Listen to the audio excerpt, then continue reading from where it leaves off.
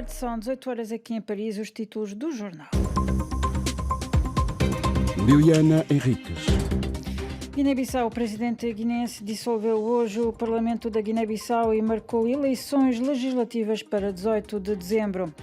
Líbano, o país continua à espera dos resultados das legislativas de ontem, em que a participação foi de apenas 41%. Resultados preliminares indicam que o Hezbollah poderá ter sofrido um revés neste escrutínio. Connosco no estúdio está Moussa Lechili na realização e de imediato as notícias. Bissau 94 FM. Abrimos com a atualidade africana. Guiné-Bissau. O presidente guineense dissolveu hoje o Parlamento da Guiné-Bissau e marcou eleições legislativas para 18 de dezembro, sendo, entretanto, mantidos nos seus cargos o chefe do governo e o vice-primeiro-ministro. Mais pormenores com Moussa Baldé. Através de decretos presidenciais, Umar Sissoko Embalo anunciou a dissolução do Parlamento e a manutenção de Nuno Nabian como primeiro-ministro até a realização de eleições legislativas em dezembro. Também deve manter-se no cargo de vice-primeiro-ministro Suar Chambu. Analistas políticos guineenses admitem que o presidente Embalo manteve Nuno Nabian e Suar Chambu com a incumbência de liderarem um novo governo, mas de iniciativa presidencial. Como justificação para a dissolução do Parlamento, Sissoko Embalo afirmou que há uma crise institucional a partir do momento em que o Parlamento se recusa a ser fiscalizado as suas contas pelo Tribunal de Contas, que o Parlamento se recusa a levantar imunidade parlamentar a vários deputados suspeitos de crimes de administração danosa de fundos públicos, peculato e corrupção. A reunião do Conselho de Estado durou poucos minutos, tempo suficiente para o presidente comunicar a sua decisão. O Parlamento está dissolvido e as eleições legislativas marcadas para 18 de dezembro. É a segunda vez que o Parlamento guineense eleito democraticamente é dissolvido. O já falecido presidente Kumbayala também dissolveu o órgão em 2003, na altura, alegando que os deputados estariam a tentar subtrair os poderes do presidente da República através de um processo de revisão constitucional. Moussa Baldé, Bissau, RFI. Como dito anteriormente, para explicar a sua decisão, o Presidente da República alega que se esgotou o capital de confiança entre os órgãos de soberania e acusa alguns deputados de ter transformado a Assembleia Nacional Popular num espaço de guerrilha e de conspiração. Ouçamo-lo. Decidi devolver a palavra aos guineenses para que ainda este ano, para que possam escolher livremente nas urnas o Parlamento que querem ter a Assembleia Nacional Popular da 11ª Legislatura. A crise política que pôs em causa o normal relacionamento institucional entre os órgãos de soberania tornou-se hoje facto evidente. Com esta crise política, esgotou-se também o capital de confiança entre os órgãos de soberania. A 10ª Legislatura converteu a Assembleia Nacional Popular num espaço de guerrilha política, conspiração. De maneira persistente, muitos deputados têm conjugado seus esforços com vista a fragilizar as instituições da República em vez de tudo fazerem para as fortalecer. Era o presidente Umar Sissoko Embalo em declarações recolhidas por Moussa Baldé.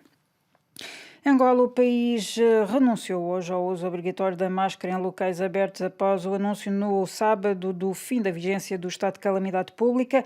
Ouçamos este respeito Francisco Paulo.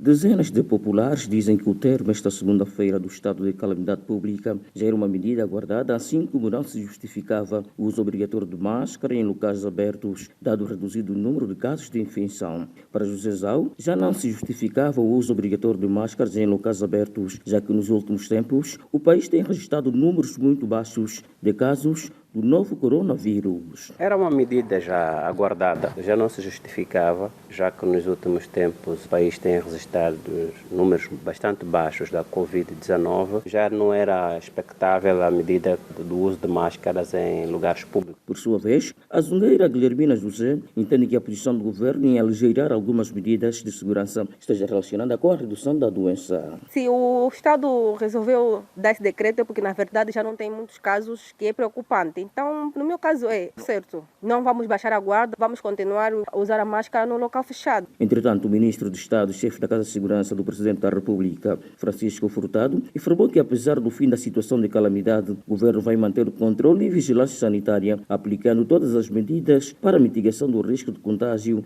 da doença.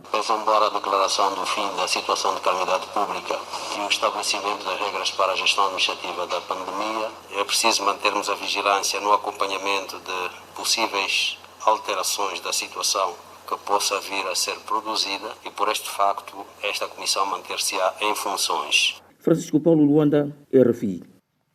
São Tomé e Príncipe, a notícia caiu ontem à noite. As Ilhas Maurícias afirmaram nas redes sociais que foram readmitidas na fase de grupos de apuramento para o CAN 2023 de futebol, em detrimento de São Tomé e Príncipe. A Federação São Tomense já reagiu. Mais por nós com Marco Martins. Dentro das 4 linhas, não houve dúvidas. A seleção de São Tomé e Príncipe venceu a primeira mão por 1-0 e empatou a 3 bolas na segunda, frente às Ilhas Maurícias. O suficiente para alcançar o apuramento para a fase de grupos, que vai determinar as equipas apuradas para o CAN 2023, que vai decorrer na Costa do Marfim. No entanto, uma dúvida pairava. As Ilhas Maurícias tinham protestado na sequência do primeiro jogo e, segundo as informações recolhidas, a CAF, a Confederação Africana de Futebol, acabou por lhes dar a razão. A seleção dos Falcões e Papagaios teria utilizado o avançado Luís Leal, que não terá respeitado as medidas de luta contra a Covid-19. Isto significa que na primeira mão o triunfo por 1-0 passa a ser uma derrota por 3-0, sendo que o segundo resultado mantém-se, isto apesar de Luís Leal também ter participado nesse encontro. No conjunto das duas mãos, as Ilhas Maurícias venceriam por 6-3 e integrariam o Grupo A da fase de grupos de apuramento para o CAN 2023, num agrupamento que conta com a Guiné-Bissau, a Nigéria e a Serra Leoa. A Federação São Tomense de Futebol já reagiu e afirmou nas redes sociais que vai apresentar um recurso contra essa decisão da CAF.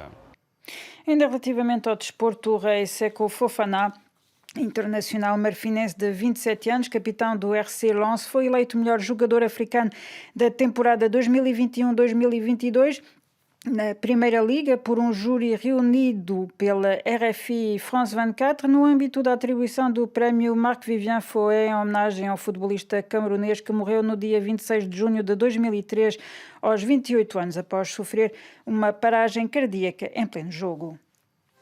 São Tomé, 102.8 FM. Na atualidade internacional, no Líbano, o país continua à espera dos resultados das legislativas de ontem, em que a participação foi de apenas 41%. Resultados preliminares indicam que o Hezbollah poderia ter sofrido um revés neste escrutínio. Mais por nós, com João de Sousa. Os libaneses foram ontem às urnas votar nas legislativas, com 41% do eleitorado a participar, menos votos que em 2018, quando os números chegaram aos 49% na participação eleitoral. A redução nos números de votantes não surpreendeu. Desde o início da crise socioeconómica, em finais de 2019, o povo libanês tem estado menos confiante relativamente à classe política e muitos sunitas não se deslocaram às urnas devido à ausência de Saad Hariri. Este fenómeno foi particularmente sintomático em cidades como Trípoli e Saida. O dia foi marcado por um ambiente geralmente calmo, com apenas alguns confrontos fora de Beirute entre apoiantes de partidos rivais, nomeadamente do xiita Hezbollah Amal e forças libanesas.